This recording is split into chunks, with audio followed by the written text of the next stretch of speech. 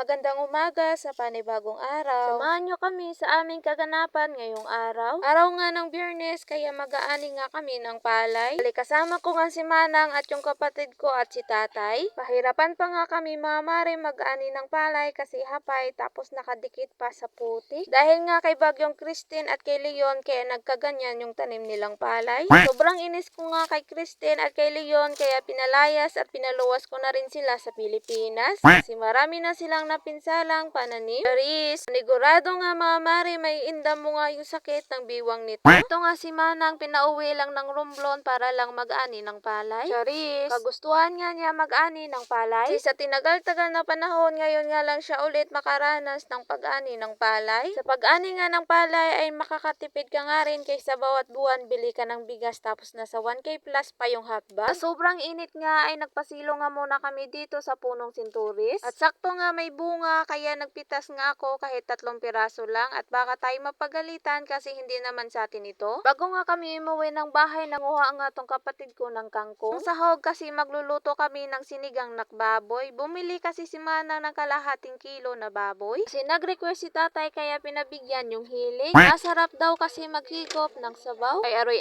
kahapon nga nagpunta nga kami kina Tita kasi may kukuhain lang kaming napaka-importanting bagay. At dumaan nga muna kami saglit dito sa baybay ng Kulis kasi maga-fishing daw tong kasama ko. Napakaganda nga yung sunset tapos napaka-peaceful. Wala kang maririnig na ingay kundi alon tapos mga huni ng ibon. Hanggang dumilim nga wala ngang nahuli tong kasama ko kaya bawi na lang daw siya next time. So hanggang dito na lang mga mare. Thank you for watching.